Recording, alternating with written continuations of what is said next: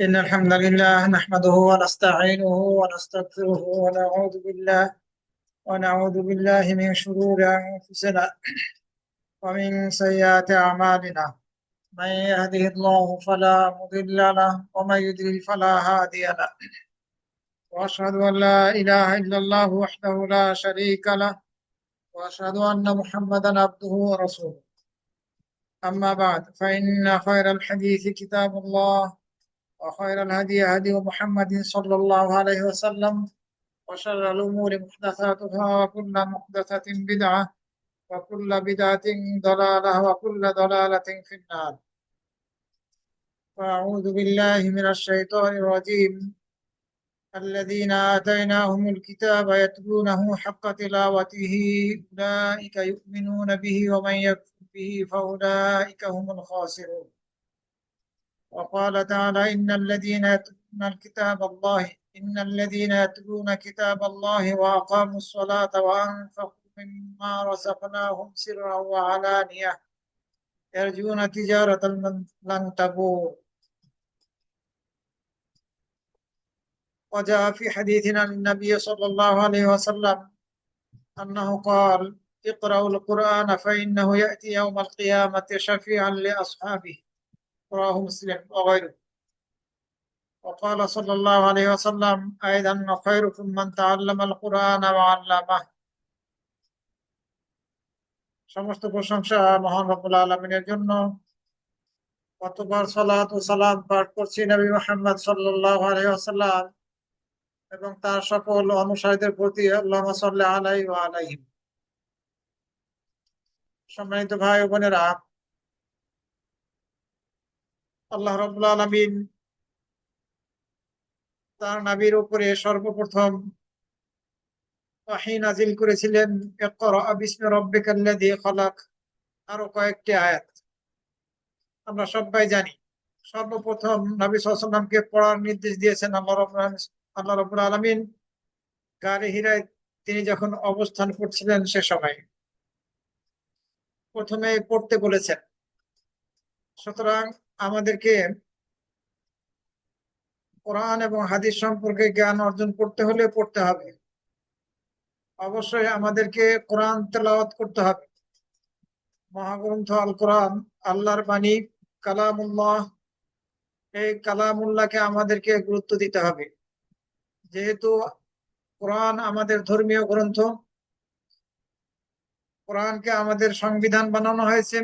ইসলাম ধর্মের সংবিধান হচ্ছে কোরআন এবং কোরআনের ব্যাখ্যা হচ্ছে হাদিসগুলো। সুতরাং আমাদেরকে আল্লাহর নাজিলকৃত এই কোরআনকে গুরুত্ব দিতে হবে, সাথে সাথে কোরআনের ব্যাখ্যা হাদিসগুলোকেও, যেগুলো সহিহ সূত্রে রাসূল সাল্লাল্লাহু আলাইহি ওয়াসাল্লাম থেকে প্রমাণিত হয়েছে, সেগুলোকেও গুরুত্ব দিতে হবে। কোরআন আল্লাহ রাব্বুল আলামিন নাজিল করেছেন আমাদের কল্যাণের জন্য। এই কোরআনের দ্বারা বিভিন্ন ভাবে আমরা উপকৃত হতে পারি। কোরআন আমাদের জীবনে যদি বাস্তবায়ন করতে সক্ষম হই, তাহলে দুনিয়া এবং আখিরাতে আমরা সফলতা অর্জন করতে সক্ষম হব। আমরা যদি কোরআন তেলাওয়াত করি, তাহলে এই কোরআন তেলাওয়াতের দ্বারাও আমরা উপকৃত হব। কোরআনের দ্বারা বিভিন্ন ভাবে আমরা উপকার গ্রহণ করতে পারি।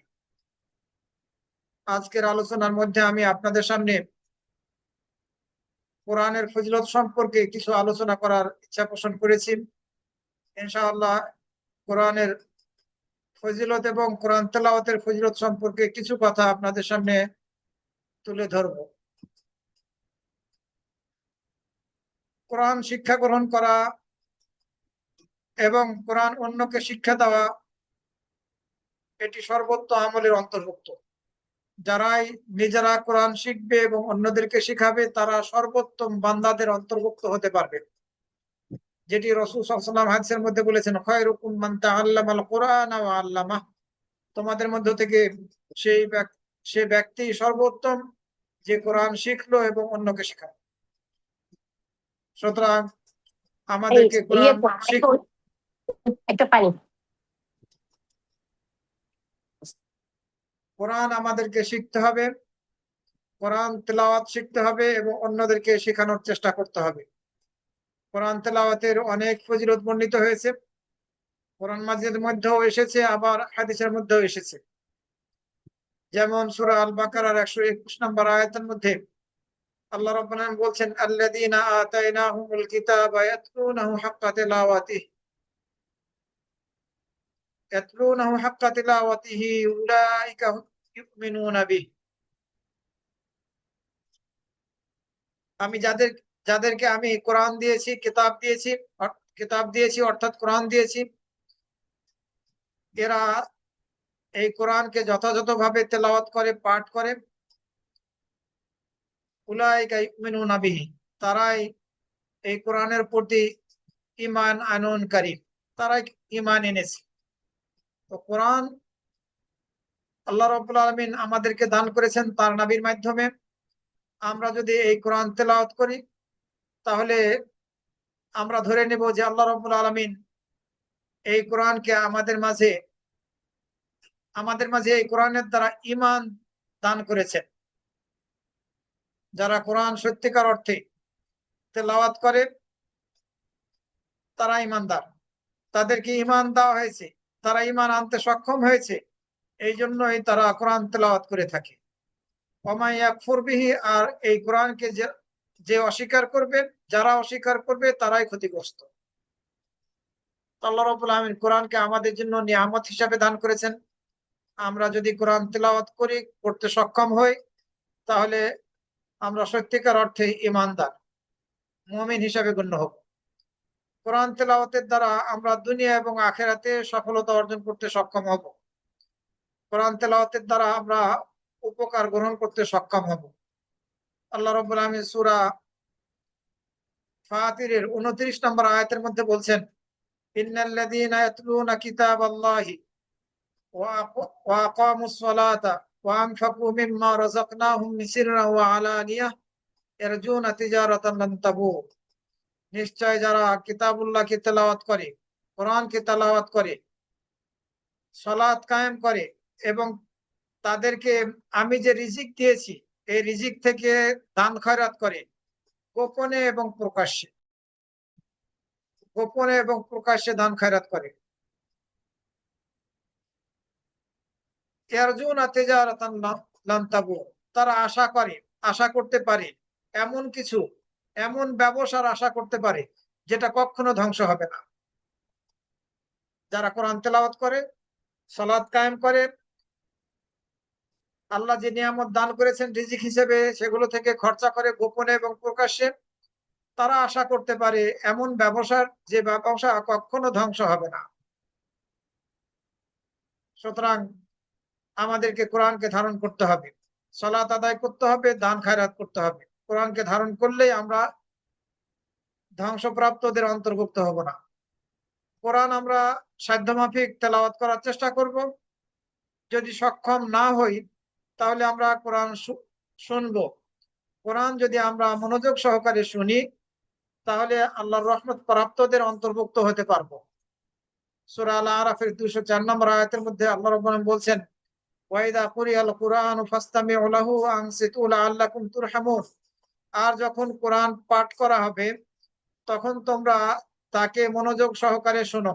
কোরআন তোমরা মনোযোগ সহকারে শোনো এবং চুপ থাকো। চুপ থেকে কোরআন মনোযোগ সহকারে শোনো যখন কোরআন পাঠ করা হবে। আশা করা যায় যে তোমরা রহমত প্রাপ্ত হবে, দয়া প্রাপ্ত হবে আল্লাহ রাব্বুল আলামিনের পক্ষ থেকে। তো কোরআন আমরা তেলাওয়াত করব, যদি সক্ষম না হয় আমরা কোরআন শুনবো। কোরআন শোনার দ্বারা আমরা আল্লাহ রাব্বুল আলামিনের পক্ষ থেকে রহমত প্রাপ্ত হব। এই কোরআন তেলাওয়াত শুনলে আমাদের ঈমান বৃদ্ধি পাবে। ঈমান বৃদ্ধি হওয়ার অন্যতম একটি কারণ হচ্ছে কোরআনের তেলাওয়াত শ্রবণ করা। আল্লাহ রাব্বুল আলামিন সূরা আনফালের 2 নম্বর আয়াতের মধ্যে বলছেন, ইন্নামাল মুমিনুনা আল্লাযীনা ইযা যুকিরাল্লাহু ওয়াজিলাত কুলুবুহুম ওয়া ইযা তুলিয়াত আলাইহিম আয়াতুহু যাদাতুহুম ঈমানান ওয়া আলা রাব্বিহিম ইয়াতাওয়াক্কালুন। মুমিন তো তারা যাদের অন্তরসমূহ কেঁপে ওঠে যখন আল্লাহকে স্মরণ করা হয়। আল্লাহকে যখন স্মরণ করা হয় তখন তাদের অন্তরসমূহ কেঁপে ওঠে, এরাই হচ্ছে মুমিন। এবং যখন তাদের নিকটে তার আয়াতসমূহ তেলাওয়াত করা হয়, মুমিনদের নিকটে যখন আল্লাহর আয়াতসমূহ তেলাওয়াত করা হয়, যাদাতুহুম ঈমানা, তখন এই আয়াতগুলো তাদের ঈমানকে বৃদ্ধি করে দেয়, বাড়িয়ে দেয়। তারাই তো প্রকৃত মুমিন, এবং তারা তাদের রবের প্রতি তাওয়াক্কুল করে, ভরসা করে। তো ঈমান বৃদ্ধি পায় আল্লাহকে স্মরণ করার দ্বারা। যখনই আমরা আল্লাহকে স্মরণ করব, তখনই আমাদের অন্তরগুলো ভীত সন্ত্রস্ত হবে, ভয় করবে আল্লাহকে। আর যখনই আমাদের নিকটে কোরআন তেলাওয়াত করা হবে, আল্লাহর আয়াতগুলো তেলাওয়াত করা হবে, তখন এই তেলাওয়াতগুলো শুনলে ঈমান, আয়াতগুলো আল্লাহর মেহেরবানিতে ঈমানকে বাড়িয়ে দেবে। আল্লাহ রাব্বুল আলামিন একাধিক আয়াতের মধ্যে এই কোরআনকে সহজ করে দিয়েছি আমি, এই ঘোষণা দিয়েছেন, ওয়ালাকাদ ইয়াসসারনাল কুরআনা লিযিকর ফাহাল মিন মুদ্দাকির। অবশ্যই আমি কোরআনকে জিকিরের জন্য সহজ করে দিয়েছি, কেউ কি এটা কি স্মরণ করবে? সুতরাং আমাদেরকে কোরআনকে ধারণ করতে হবে, কোরআনের শিক্ষা গ্রহণ করতে হবে। কোরআনের তেলাওয়াতের মাঝে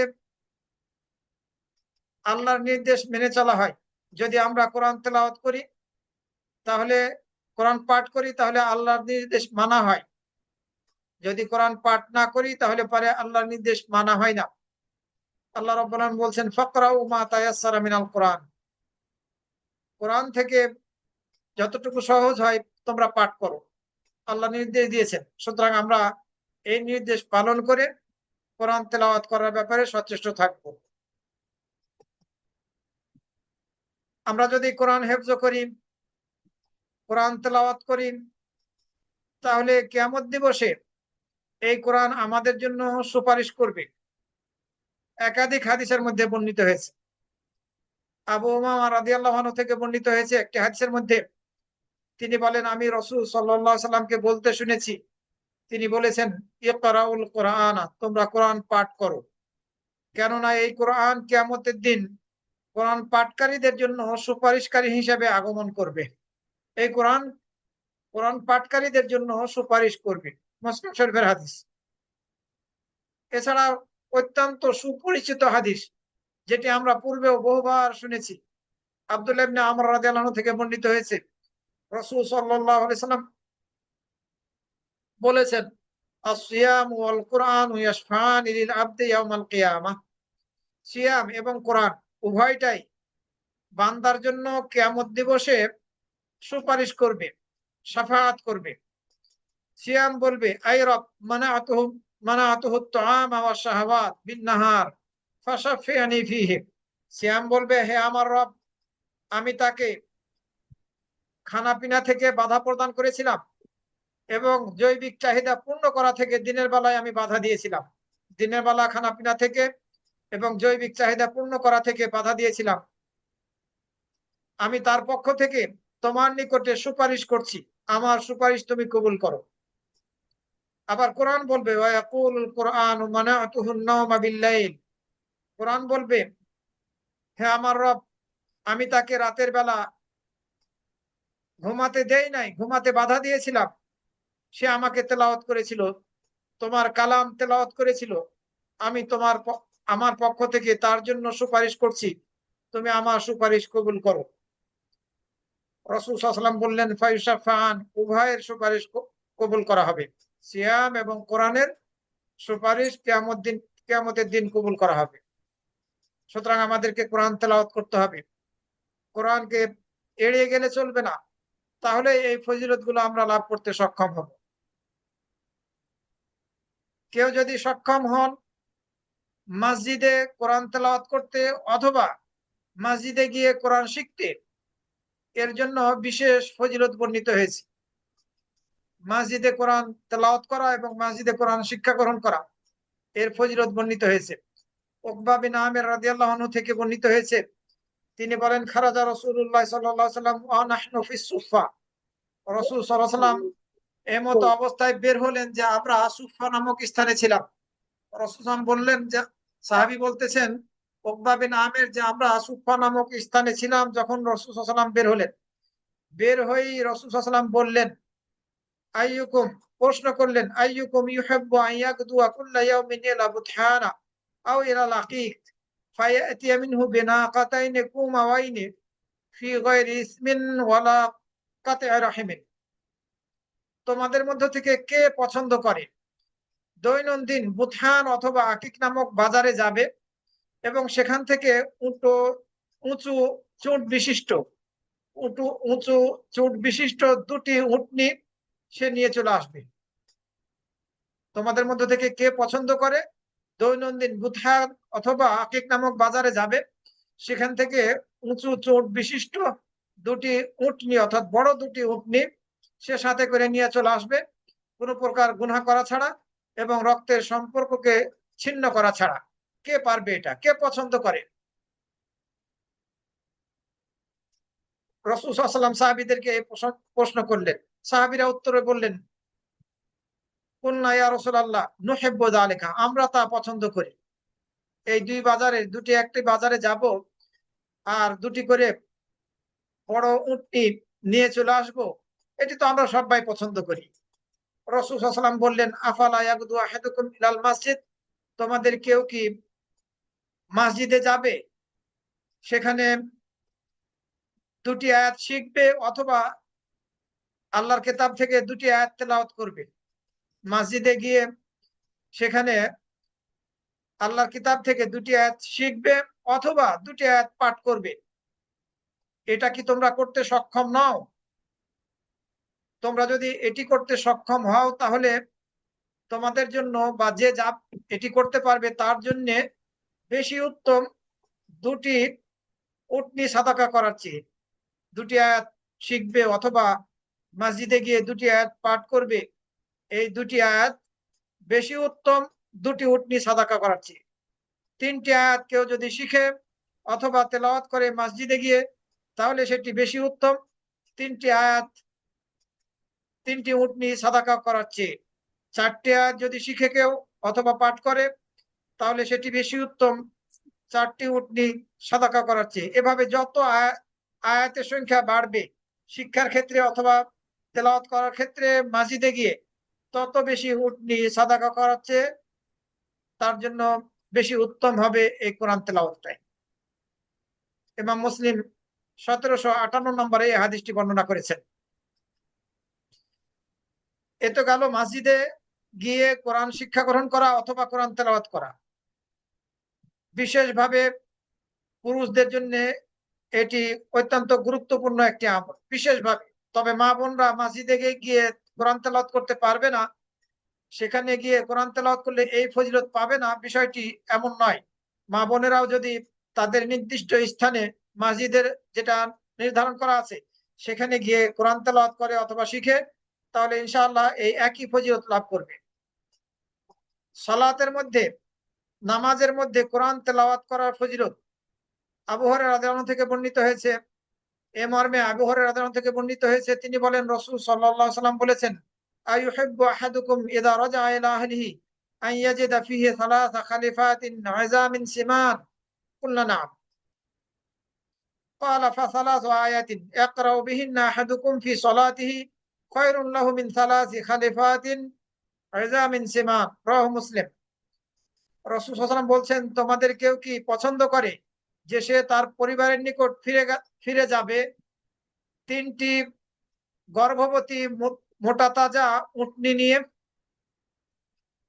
তোমাদের কেউ কি পছন্দ করে সে তার পরিবারের নিকটে ফিরে যাবে তিনটি গর্ভবতী মোটা তাজা উটনি সাথে নিয়ে? সাহাবীরা বললেন, হ্যাঁ, আমরা এটা পছন্দ করি। রাসূল সাল্লাল্লাহু আলাইহি ওয়াসাল্লাম বললেন, তিনটি আয়াত, তোমাদের মধ্যে থেকে যে ব্যক্তি তিনটি আয়াত তার সালাতের মধ্যে পাঠ করবে, নামাজের মধ্যে পাঠ করবে, এটি তার জন্য বেশি উত্তম গর্ভবতী তিনটি মোটা তাজা উটনির চেয়ে। অর্থাৎ গর্ভবতী তিনটি মোটা তাজা উটনি সাদাকা করার চেয়েও এই তিনটি আয়াত সালাতের মধ্যে আদায় করলে, পাঠ করলে সেটি বেশি উত্তম। যে যত বেশি আয়াত সালাতের মধ্যে পাঠ করবে তত বেশি উটনি সাদাকা করার চেয়েও তার জন্য এটি বেশি কল্যাণকর হবে। মুসলিম শরীফের 1757 নম্বর হাদিস। সুতরাং সালাতের মধ্যে আমরা যে কোরআন তেলাওয়াত করে থাকি এটা অনেক বড় ফজিলতের আমল। আমরা সূরা ফাতিহা পড়ি, এর মধ্যে 7টি আয়াত পড়া হয়ে যায়। এরপরে অন্যান্য সূরা পড়ি।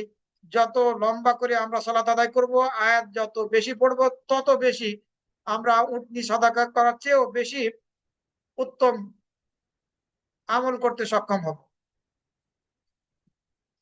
আব্দুল্লাহ ইবনে আমর ইবনে আস রাদিয়াল্লাহু আনহু থেকে বর্ণিত হয়েছে অন্য হাদিসের মধ্যে, তিনি বলেন রাসূল সাল্লাল্লাহু আলাইহি সাল্লাম বলেছেন, মান কামা বিআশরি আয়াতিন লাম ইউকতাব মিনাল গাফিলিন। যে ব্যক্তি রাতের সালাতে 10টি আয়াত তেলাওয়াত করবে, যে ব্যক্তি রাতের সালাতে 10টি আয়াত তেলাওয়াত করবে কিয়ামুল লাইলের সালাতে, তার নাম গাফেলদের তালিকায় লিপিবদ্ধ করা হবে না। তার নাম গাফেলদের তালিকায় লিপিবদ্ধ করা হবে না 10টি আয়াত পাঠ করলে কিয়ামুল লাইলের সালাতে, তাহাজ্জুদের সালাতে। আর যে ব্যক্তি এই কিয়ামুল লাইলের সালাতে 100টি আয়াত পাঠ করবে, কুতিবা মিনাল কানিতিন, 100টি আয়াত যে ব্যক্তি রাতের সালাতে আদায় করবে, পাঠ করবে, তার নাম অনুগত বান্দাদের তালিকায় লিপিবদ্ধ করা হবে। অনুগত বান্দাদের তালিকায় তার নাম লিপিবদ্ধ করা হবে। যদি কেউ 100টি আয়াত এই রাতের সালাতে পাঠ করে, একটি রাকাতের মধ্যেই পাঠ করতে হবে বিষয়টি এমন নয়। একাধিক আয়াত রাকাতের মধ্যে আপনি পাঠ করতে পারেন 100 আয়াত। এরপরে রাসূল সাল্লাল্লাহু আলাইহি ওয়াসাল্লাম বললেন, ওমান কামা বিআলফি আয়াতিন কুতিবা মিনাল মুকান্তারিন। যে ব্যক্তি রাতের সালাতে দাঁড়িয়ে 1000 আয়াত তেলাওয়াত করবে, তাকে অফুরন্ত পুরস্কার প্রাপ্তদের তালিকায় লিপিবদ্ধ করা হবে। অফুরন্ত পুরস্কার প্রাপ্তদের তালিকায় তাকে লিপিবদ্ধ করা হবে। সুতরাং সালাতের মধ্যে কোরআন তেলাওয়াত করলে এর ফজিলতটা অনেক। আমরা এই ফজিলতগুলো লাভ করতে সক্ষম হব যদি আমরা সালাতের মধ্যে কোরআন তেলাওয়াত করি। আবু মুসা আল-আশআরী রাদিয়াল্লাহু আনহু থেকে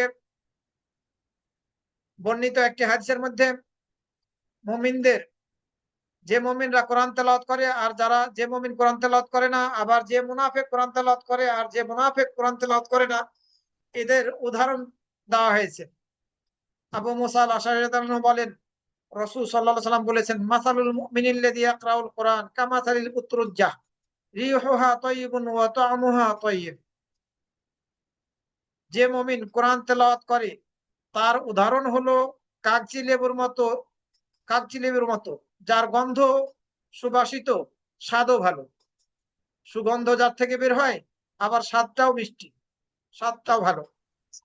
মুমিন ব্যক্তি যদি কোরআন তেলাওয়াত করে তাহলে তার দৃষ্টান্ত হচ্ছে সে বাতাবি লেবুর মতো, যার থেকে যে বাতাবি লেবু থেকে সুগন্ধি বের হয়, ভালো সুগন্ধ বের হয়, আবার সেটি স্বাদটাও ভালো।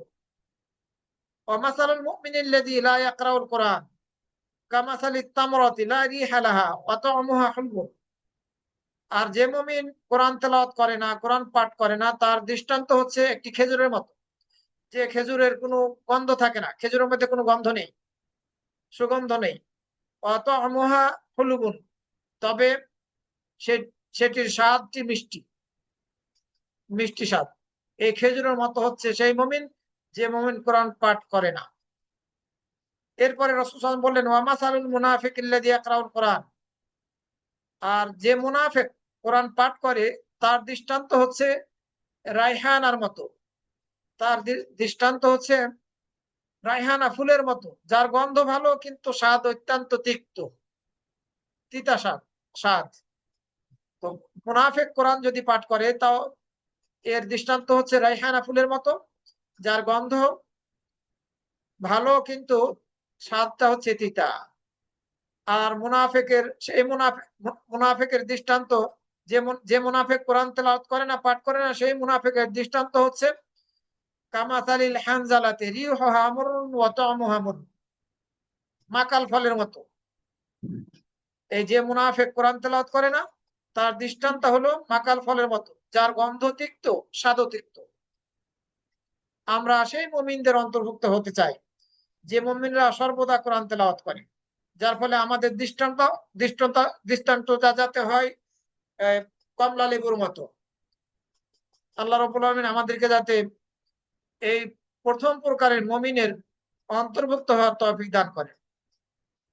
সম্মানিত ভাই ও বোনেরা, আমরা সবাই জানি কোরআন তেলাওয়াত করলে প্রত্যেকটা অক্ষরের বিনিময়ে একটি করে নেকি পাওয়া যায়, আর প্রত্যেকটা নেকিকে 10 গুণে বৃদ্ধি করা হয়। আব্দুল্লাহ ইবনে মাসউদ রাদিয়াল্লাহু আনহু থেকে বর্ণিত হয়েছে, তিনি বলেন রাসূল সাল্লাল্লাহু আলাইহি ওয়াসাল্লাম বলেছেন, মান ক্বারা হারফান মিন কিতাবিল্লাহ ফালাহু বিহি হাসানাহ ওয়াল হাসানাতু বিআশরি আমসালিহা।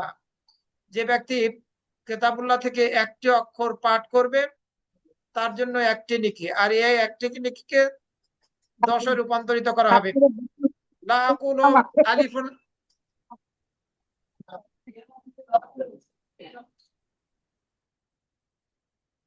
লা আকুলু, আমি এ কথা বলছি না যে আলিফ লাম মিম একটা অক্ষর, এই তিনটা মিলে একটা, এই শব্দটা মিলে একটা অক্ষর, আমি এ কথা বলছি না। তবে আমি এ কথা বলছি যে আলিফুন হারফুন, আলিফ একটা অক্ষর, লাম একটা অক্ষর, মিম একটা অক্ষর, এই তিনটা আলাদা আলাদা অক্ষর, প্রত্যেকটা অক্ষরের বিনিময়ে 10টা করে নেকি। তিরমিজির 2910 নম্বর হাদিস। আমরা বিশেষভাবে মসজিদে গিয়ে যদি কোরআন তেলাওয়াত করি, আবার কোরআন শিক্ষা গ্রহণ করি, তাহলে আরো ফজিলত বর্ণিত হয়েছে। আবু হুরায়রা রাদিয়াল্লাহু আনহু থেকে বর্ণিত হয়েছে, তিনি বলেন রাসূল সাল্লাল্লাহু আলাইহি ওয়াসাল্লাম বলেছেন, লম্বা হাদিস, আমাদের যেটুকু প্রয়োজন আমি আপনাদের সামনে সেটুকু উল্লেখ করতে চাচ্ছি। রাসূল সাল্লাল্লাহু আলাইহি ওয়াসাল্লাম বলেছেন, মান সালাকা তরিকান ইয়ালতামিসু ফিহি ইলমান সাহালাল্লাহু লাহু বিহি তরিকান ইলাল জান্নাহ। যে ব্যক্তি পথ চলা শুরু করবে, যে পথে সে জ্ঞান অর্জন করতে যাচ্ছে, জ্ঞান অর্জন করার পথ চলা যে শুরু করবে, আল্লাহ রাব্বুল আলামিন তার জন্য জান্নাতের পথকে সহজ করে দিবেন। হাদিসের ভাব অর্থ হচ্ছে এটি, যে ব্যক্তি জ্ঞান অর্জন করার পথ চলা শুরু করবে তার জন্য আল্লাহ রাব্বুল আলামিন জান্নাতের পথকে সহজ করে দিবেন। এরপরে রাসূল সাল্লাল্লাহু বললেন, ওয়ামাজতামা কওমুন ফি বাইতিন মিন বুয়ুতিল্লাহ ইয়াতলুনা কিতাবাল্লাহি ওয়া ইয়াতাদারাসুনাহু বাইনাহুম ইল্লা নাযালাত আলাইহিমুস সাকিনাহ ওয়া গাশিয়াতহুমুর রাহমাহ ওয়া হাফফাতহুমুল মালায়েকা ওয়া যাকারাহুমুল্লাহু ফী মান ইনদাহু ওয়া মান বাত্তাআ বিহি আমালুহু লাম ইউসরি বিহি নাসাবুহু। কোন সম্প্রদায় যদি আল্লাহর ঘরগুলোর কোনো একটা ঘরে একত্রিত হয় আল্লাহর কিতাব তেলাওয়াত করার জন্য এবং কোরআন চর্চা করার জন্য, তাদের নিজেদের মাঝে কোরআন শিখার জন্য, একজন আরেকজনকে শিখাচ্ছে কোরআন, এই উদ্দেশ্যে যদি কোনো আল্লাহর ঘরে কিছু মানুষ একত্রিত হয়, তাহলে তাদের নিকটে প্রশান্তি নাজিল হয়, তাদের উপরে প্রশান্তি নাজিল হয়, তাদেরকে রহমত ঘিরে ফেলে, তাদেরকে রহমত ঘিরে ফেলে। ওয়া হাফাতহুমুল মালায়েকা, তাদেরকে পরিবেষ্টন করে ফেরেশতারা। কতগুলো ফজিলত! কিছু ভাই অথবা কিছু বোন হয়তোবা মসজিদে গিয়ে কোরআন তেলাওয়াত করছে, একজন আরেকজনেরটা শুনছে, অথবা কোরআনের শিক্ষা গ্রহণ করছে, কোরআনের অনুবাদ তাফসির একজন আরেকজনকে পড়াচ্ছে, একজন আলোচনা করছে অন্যরা শুনছে, এভাবে কোরআনের চর্চা করছে, তাহলে তাদের উপরে প্রশান্তি নাজিল হয়, তাদেরকে রহমত ঘিরে ফেলে, ফেরেশতারা তাদেরকে পরিবেষ্টন করে ফেলে। আর আল্লাহ রাব্বুল আলামিন তাদেরকে স্মরণ করে সেই সব ফেরেশতাদের সামনে যারা তার নিকটে রয়েছে। আল্লাহ তাদের প্রশংসা করেন, এই বান্দাদের প্রশংসা করেন যারা কোরআন তেলাওয়াত করছে মসজিদে গিয়ে অথবা কোরআন শিক্ষা গ্রহণ করছে, তাদেরকে আল্লাহ রাব্বুল আলামিন স্মরণ করেন, তাদের প্রশংসা করেন। ওমান বাত্তা বিহি আমালুহু, আর যে ব্যক্তিকে তার আমল পিছিয়ে দিবে, তার বংশ পরিচয় তাকে সামনের দিকে নিয়ে যেতে পারবে না। সুতরাং আমাদেরকে আমল করতে হবে, চেষ্টা করতে হবে কোরআনকে তেলাওয়াত করা, কোরআন শিক্ষা গ্রহণ করা সাধ্য মাফিক। আমরা সকলেই আলেম হয়ে যাব এমনটা ভাবার কোনো সুযোগ নেই, তবে সাধ্য মাফিক আমরা চেষ্টা করব কোরআন তেলাওয়াত করার। কোরআন না বুঝলেও আমরা কোরআন তেলাওয়াত করব, নেকি ঠিকই পেয়ে যাব। তবে যদি আমরা কোরআনের ভাষা আরবি নাও বুঝি, বাংলাটা আমরা পড়ে কোরআনের ভাব অর্থটা ঠিকই আমরা বুঝতে পারবো। যতটুকু সম্ভব আমাদের পক্ষে ততটুকু আমরা সেই দায়িত্বটাও পালন করব, যে কোরআনে কি বলা হচ্ছে, কি বলা হয়েছে, যেটি তেলাওয়াত করছি সেটা এই তেলাওয়াতকৃত আয়াতগুলোতে কি বলা হলো সেটি জানার জন্য আপনি বাংলাটা পড়লেও কিছু শেখা সম্ভব। আপনি আপনি জানতে পারলেন যে কোরআনের এই আয়াতগুলোতে কি বলা হলো। আয়েশা রাদিয়াল্লাহু আনহা থেকে বর্ণিত হয়েছে, তিনি বলেন রাসূল সাল্লাল্লাহু আলাইহি সাল্লাম বলেছেন, আল্লাযী ইয়াকরাউল কোরআন ওয়া হুয়া মাহিরুন বিহি মা'a সাফারাতিল কিরামিল বারারাহ। কোরআন পাঠে দক্ষ, কোরআন পাঠে দক্ষ ব্যক্তি উচ্চ মর্যাদা সম্পন্ন ফেরেশতাদের সঙ্গী হবে। যারা সুন্দরভাবে কোরআন পড়তে পারে, তাজবিদ সহকারে কোরআন তেলাওয়াতের ক্ষেত্রে দক্ষ, তারা সম্মানিত ফেরেশতাদের সঙ্গী হবে কিয়ামত দিবসে।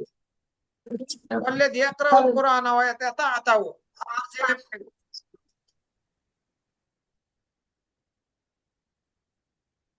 আর যে ব্যক্তি কোরআন পড়ার সময় আটকে যায় এবং কষ্ট করে তেলাওয়াত করে, তার জন্য রয়েছে দ্বিগুণ সওয়াব।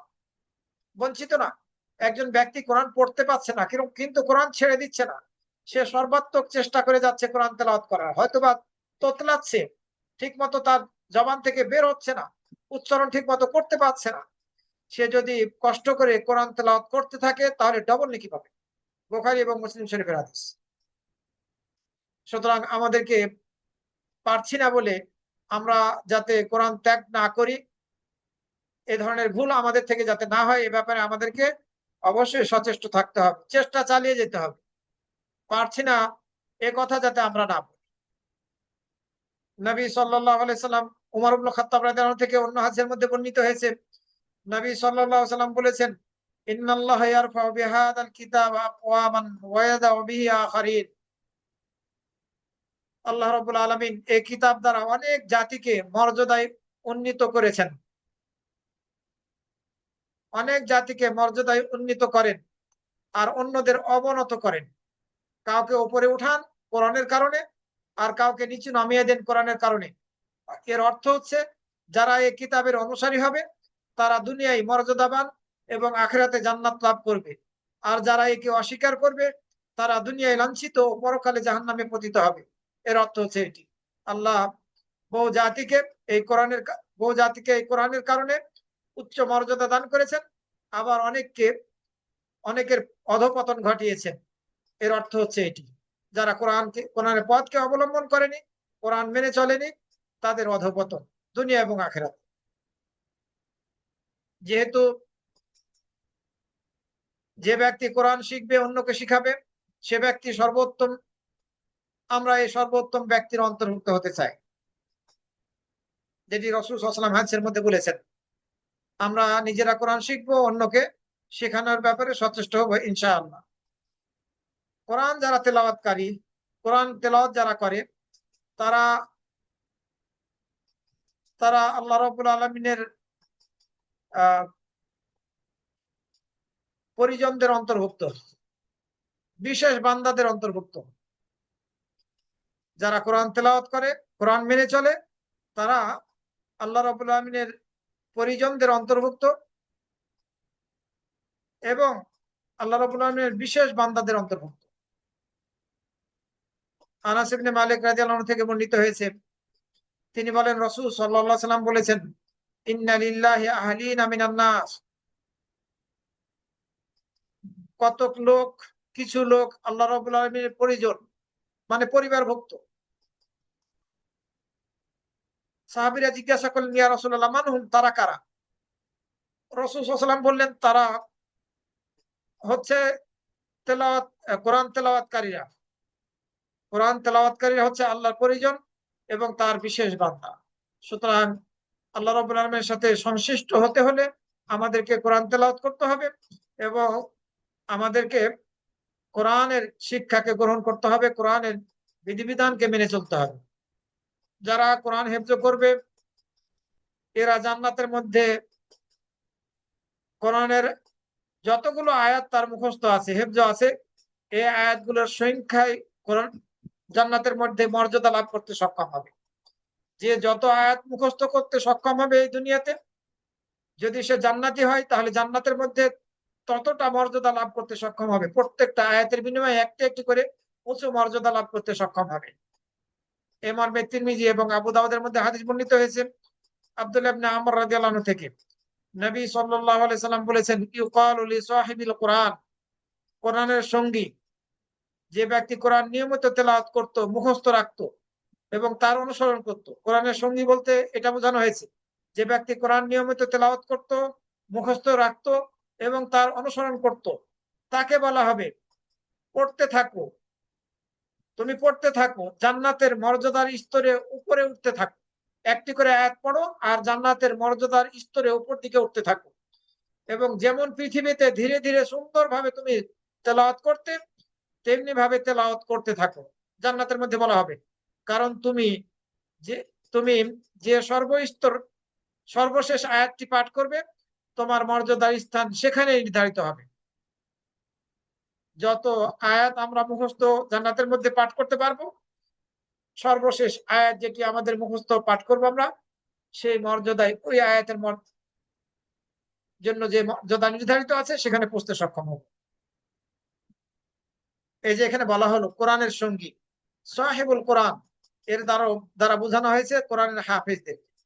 আমরা যদি কোরআন হেফজ করতে সক্ষম হই, তাহলে আমরা জান্নাতি হলে জান্নাতের মধ্যে প্রত্যেকটা আয়াতের বিনিময়ে একটি করে উঁচু মর্যাদা লাভ করতে সক্ষম হব। আল্লাহ রাব্বুল আলামিন পাঠ করতে বলবেন আর এই মর্যাদাগুলো তিনি দিতে থাকবেন প্রত্যেকটা আয়াতের বিনিময়ে। গিবতা, হিংসা করা যায় দুটা ক্ষেত্রে। নবী সাল্লাল্লাহু আলাইহি ওয়াসাল্লাম হাদিসের মধ্যে বলেছেন দুটি ক্ষেত্রে হিংসা করা যায়। এই হিংসা দ্বারা বোঝানো হয়েছে গিবতা, হাসাদ, হিংসা এটা বৈধ না। তবে গিবতা, আরবিতে যেটাকে গিবতা বলা হয়, এটা বৈধ। গিবতা হচ্ছে একজনকে আল্লাহ রাব্বুল আলামিন একটা নিয়ামত দান করেছেন, আপনি অনুরূপ নিয়ামত আল্লাহর কাছে চাচ্ছেন, আল্লাহ ওর মতো আমাকে তুমি নিয়ামত দাও, এটা হচ্ছে গিবতা। আর হাসাদ হচ্ছে হিংসা, যেটা সরাসরি, সেটা একজনকে নিয়ামত আল্লাহ দিয়েছেন, ওই নিয়ামতটা যাতে তার না থাকে, আমি লাভ করতে পারি, এ ধরনের মন মানসিকতা প্রকাশ করা, এটা হাসাদ। এটা কোনোভাবেই গ্রহণযোগ্য না। গিবতা জায়েজ, হাসাদ নাজায়েজ। দুটা ক্ষেত্রে গিবতা করতে পারি। এক ব্যক্তিকে আল্লাহ রাব্বুল আলামিন কোরআন দান করেছেন, রাজুলুন আতাহুল্লাহুল কোরআন, এই কোরআন সে পড়তে পারে, সে রাতে এবং দিনে কোরআন পাঠ করছে, তার মতো কোরআন পাঠ করার জন্য আল্লাহর কাছে আমরা চাবো, এটা গিবতা জায়েজ আছে, হে আল্লাহ ওর মতো আমাকে কোরআন তেলাওয়াতকারী বানাও। দ্বিতীয়টা হচ্ছে আল্লাহ রাব্বুল আলামিন কোনো বান্দাকে হয়তোবা সম্পদ দান করেছেন, সে দিন ও রাতে এই সম্পদ দান করছে, আপনি চাচ্ছেন হে আল্লাহ তুমি যদি আমাকেও তার মতো সম্পদ দান করো, আমি তার মতোই দান করব, এটা গিবতা জায়েজ আছে। কিন্তু হিংসা করা যাবে না যে আল্লাহ তাকে দিও না আমাকে দাও, এই মন মানসিকতা দেখানো যাবে না। তো কোরআন একজন শিখেছে, আমরা তার মতো হওয়ার ব্যাপারে সচেষ্ট হব যে আল্লাহ তার মতো আমাকে হওয়ার তৌফিক দান করো। সে যেমন কোরআন শিখে অন্যকে শিখাচ্ছে, সেরকম হওয়ার আমাদেরকে তৌফিক দান করো। এভাবে আমরা আল্লাহর কাছে চাইতে পারি। তবে মনে রাখতে হবে, কোরআন মুখস্থ করার পরে আমরা যদি চর্চা না করি, নিয়মিত না পাঠ করি, তাহলে পরে এই কোরআন আমাদের মাঝে থাকবে না, ভুলে যাব আমরা। আব্দুল্লাহ ইবনে উমর রাদিয়াল্লাহু আনহু থেকে বর্ণিত হয়েছে, রাসূল সাল্লাল্লাহু আলাইহি সাল্লাম বলেছেন, যে ব্যক্তি অন্তরে কোরআন গেঁথে রাখে, তার দৃষ্টান্ত হচ্ছে ওই মালিকের ন্যায় যে উট বেঁধে রাখে। যে ব্যক্তি কোরআন মুখস্থ করে তার অন্তরের মধ্যে গেঁথে রাখে, তার দৃষ্টান্ত হচ্ছে ওই মালিকের ন্যায় যে উট বেঁধে রাখে। আপনি যেন উট বেঁধে রাখার মতো বৈশিষ্ট্যটাকে ধারণ করবেন। যদি সে উট বেঁধে রাখে, তবে সে উট তার নিয়ন্ত্রণে থাকে। আর যদি বেঁধে না রাখে, উটের রশিটা যদি খুলে দেয়, তবে ওই উটটা নিয়ন্ত্রণের বাইরে চলে যায়। তো আমরা যদি কোরআনকে নিয়মিত চর্চা না করি, তাহলে ওই রশি ছেড়ে দেওয়া উটের মতো আমাদের অবস্থা হবে, সে চলে যাবে যেখানে ইচ্ছা সেখানে। তো আমরা কোরআন চর্চা করলে উটকে বেঁধে রাখার মতো হচ্ছে আমাদের অবস্থা, অর্থাৎ আমরা কোরআনকে ধরে রাখতে পারবো, হেফজটা ধরে রাখতে পারবো। আর যদি আমরা এই কোরআন চর্চা না করি, নিয়মিত না পড়ি, তাহলে ওই ছেড়ে দেওয়া উটের মতো আমাদের অবস্থা হবে, যে সে যেখানে ইচ্ছা সেখানে চলে যাবে। এই হাদিস বুখারী শরীফের 5031 নম্বরে বর্ণিত হয়েছে। সুতরাং আমরা যতটুকু কোরআন মুখস্থ করেছি সেটিকে ধরে রাখার ব্যাপারে অবশ্যই সচেষ্ট থাকতে হবে। রাসূল সাল্লাল্লাহু আলাইহি ওয়াসাল্লাম অন্য হাদিসের মধ্যে বলেছেন, তাআল্লামু কিতাবাল্লাহি ওয়া তাআহাদুহু ওয়া তাগান্নু বিহি ফাওয়াল্লাযী নাফসি বিয়াদিহি লাহু আশাদ্দু তাফাল্লুতান মিনাল মাখাদি ফিল উকুল। তোমরা আল্লাহর কিতাব শিক্ষা করো, আল্লাহর কিতাব শিক্ষা করো, পাঠ করার মাধ্যমে তার যত্ন করো, তা ঘরে রাখো এবং সুরেলা কণ্ঠে তা তেলাওয়াত করো। সুন্দর কণ্ঠে তেলাওয়াত করতে বলা হচ্ছে, কারণ উট যেমন রশির বন্ধন থেকে অতর্কিতে বের হয়ে যায়, তার চেয়ে অধিক অতর্কিতে কোরআন সিটি থেকে বের হয়ে যায়। সুতরাং এই কোরআনকে ধরে রাখতে হলে আমাদেরকে কোরআন সর্বদা পাঠ করতে হবে, যত্ন সহকারে পাঠ করতে হবে, যাতে ভুলে না যায়। তা না হলে আমরা হয়তোবা এই কোরআনের ফজিলত গুলো থেকে বঞ্চিত হব সেই জান্নাতের মধ্যে। আপনি কোরআন মুখস্থ করেছেন, আপনি বলেন না কখনো যে আমি কোরআন ভুলে গিয়েছি, এ কথা বলবেন না। এটি বলা সুন্নাহ নয়। আব্দুল্লাহ ইবনে মাসউদ রাদিয়াল্লাহু থেকে বর্ণিত হয়েছে একটি হাদিসের মধ্যে, তিনি রাসূল সাল্লাল্লাহু আলাইহি সাল্লামকে বলতে শুনেছেন, বেসামান লিল রাজুলি আইয়াকুলা নাসিতু সূরাতা কাযা কাইতা ওয়া কাইতা। কোন ব্যক্তির পক্ষে এরূপ কথা বলা খুবই খারাপ, কোন ব্যক্তির পক্ষ থেকে এরূপ কথা বলা খুবই খারাপ যে সে অমুক অমুক সূরা ভুলে গিয়েছে বা অমুক অমুক আয়াত ভুলে গিয়েছে, এরকম কথা বলা খুবই খারাপ। রাসূল সাল্লাল্লাহু আলাইহি ওয়াসাল্লাম বললেন, কোন ব্যক্তির পক্ষ থেকে এরূপ কথা বলা খুবই খারাপ যে অমুক অমুক সূরা বা অমুক অমুক আয়াত সে ভুলে গিয়েছে, বরং বলবে যে ওইগুলো সূরা বা আয়াত ওইগুলো তাকে ভুলিয়ে দেওয়া হয়েছে, এ কথা বলবে না যে আমি ভুলে গিয়েছি। এ কথা বলাটা শিষ্টাচার বহির্ভূত কথা। এই হাদিস মুসলিম শরীফের 1728 নম্বরে বর্ণিত হয়েছে। কেউ হয়তোবা রাতের বেলা উঠে কোরআন তেলাওয়াত করতেন, নিয়মিতই করে থাকেন, কিন্তু হঠাৎ করে একদিন হয়তোবা তার পক্ষে রাতে উঠে কোরআন তেলাওয়াত করা সম্ভব হলো না, ঘুমিয়ে গিয়েছিলেন, ক্লান্ত ছিল, ক্লান্তির কারণে তিনি আর উঠতে পারেননি। ওনার যে নিয়মিত পাঠ করেন কোরআন, এটি ফজরের সালাত আর জোহরের সালাতের মধ্যে পাঠ করে নেবেন। রাতের বেলা পড়তে পারেননি, তেলাওয়াত করতে পারেননি, আপনি দিনের বেলা ফজরের সালাত আর জোহরের সালাতের মাঝেও যতগুলো আয়াত আপনি পড়তেন, যটা সূরা পড়তেন, সেগুলো পড়ে নেবেন। তাহলে রাতে কোরআন তেলাওয়াত করলে যে নেকি পেতেন, ওই একই নেকি আপনার জন্য লিখে দেওয়া হবে। অর্থাৎ রাতের ইবাদত ছুটে গিয়ে থাকলে, সেটা কোরআন তেলাওয়াত হোক অথবা তাহাজ্জুদের সালাত হোক, সেটি আমরা এই জোহরের আগেই পড়ে নেওয়ার চেষ্টা করব। সূর্য ওঠার পর থেকে জোহরের আগে এই সময়ের মধ্যে পড়ে নেওয়ার চেষ্টা করব সালাতের ক্ষেত্রে। আর কোরআন তেলাওয়াতের ক্ষেত্রে ফজরের নামাজের পর থেকে জোহরের সালাত পূর্ব পর্যন্ত আমরা এই সময়ের মধ্যে ওই রাতের ওয়াজিফাটা পড়ে ফেলবো, যেটা নিয়মিত পড়তাম। কয়দিনে আমরা কোরআন খতম করব? আব্দুল্লাহ ইবনে আমর রাদিয়াল্লাহু আনহু থেকে বর্ণিত হয়েছে, তিনি বলেন, রাসূল সাল্লাল্লাহু আলাইহি ওয়াসাল্লাম বলেছেন, ইকরাইল কোরআন ফি শাহরিন। হে আব্দুল্লাহ ইবনে আমর, তুমি এক মাসে কোরআন পাঠ করো, পুরো কোরআন এক মাসে পাঠ করো। আব্দুল্লাহ ইবনে আমর রাদিয়াল্লাহু আনহু বললেন, আমি বললাম, হে আল্লাহর রাসূল, আমি আরো বেশি শক্তি রাখি। রাসূল সাল্লাল্লাহু আলাইহি ওয়াসাল্লাম বললেন, ইকরাহু ফি সাবঈন, 7 দিনে তুমি কোরআন পাঠ করো, এর চাইতে বেশি আর কম সময় নিও না। 7 দিন, সর্বনিম্ন 7 দিন। এই হাদিস বুখারী এবং মুসলিম শরীফের মধ্যে বর্ণিত হয়েছে। কিন্তু আরো একটি হাদিসের মধ্যে বর্ণিত হয়েছে আব্দুল্লাহ ইবনে আমর রাদিয়াল্লাহু আনহু থেকে, তিনি বলেন, রাসূল সাল্লাল্লাহু আলাইহি ওয়াসাল্লাম বলেছেন, মান কারা আল কোরআন ফি আকাল্লি মিন সালাতিন লাম ইয়াফকাহু।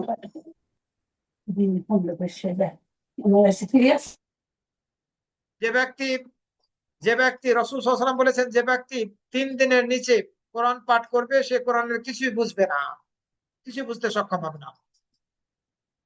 সর্বোচ্চ 3 দিন, এই 3 দিন, সর্বনিম্ন 3 দিন, এর কম সময়ের মধ্যে কোরআন খতম করা, পুরো কোরআন পাঠ করা, এটি করা ঠিক হবে না। এই হাদিস থেকে আমরা সেটাই শিক্ষা গ্রহণ করি। আমরা যখন কোরআন তেলাওয়াত করব তখন একটি একটি করে আয়াত পাঠ করব। ছোট ছোট আয়াত হলে একটি একটি করে আয়াত পাঠ করব। বড় আয়াত হলে প্রত্যেকেরই শ্বাস অনুযায়ী, যে পরিমাণ নিঃশ্বাস নেওয়া সম্ভব সে অনুযায়ী আমরা কোরআন পাঠ করব। উম্মে সালামা রাদিয়াল্লাহু আনহা থেকে বর্ণিত হয়েছে, তিনি বলেন রাসূল সাল্লাল্লাহু আলাইহি ওয়াসাল্লাম একটি একটি করে আয়াত পাঠ করতেন। ইদা কারা কাতা আয়া আয়া, একটি একটি করে আয়াত পাঠ করতেন। বলতেন আলহামদুলিল্লাহি রাব্বিল আলামিন, এরপরে একটু অপেক্ষা করতেন, তারপরে বলতেন আর রহমানির রহিম। তো এভাবে রাসূল সাল্লাল্লাহু আলাইহি ওয়াসাল্লাম একটি একটি করে আয়াত পাঠ করতেন। আর এটি হচ্ছে সুন্নাহ। বিশেষ করে সালাতের মধ্যে আমরা একটি একটি করে আয়াত পাঠ করব, সেই সব আয়াতগুলোর ক্ষেত্রে যেগুলো আমাদের পক্ষে এক নিঃশ্বাসে পাঠ করা সম্ভব। আর হয়তো বা একাধিক আয়াত আমরা পাঠ করতে সক্ষম এক নিঃশ্বাসে, কিন্তু আমরা সেভাবে পাঠ করব না, না করাটাই উত্তম। করা যাবে না বিষয়টি এমন নয়, তবে না করাটাই উত্তম। আমি আপনাদের সামনে এ পর্যন্ত যে বিষয়গুলো আলোচনা করলাম, কোরআন তেলাওয়াতের ক্ষেত্রে কোরআনের আয়াত এবং কিছু হাদিস বর্ণনা করে, এগুলো কোনো একটি নির্দিষ্ট সূরা তেলাওয়াত করার বিষয়ে বলা হয়নি। এগুলো আমভাবে বলা হয়েছে। কোরআনের যে কোনো অংশ থেকে পাঠ করলে আমরা যে ফজিলতগুলো আলোচনা করলাম সেগুলো অর্জন করতে পারবো।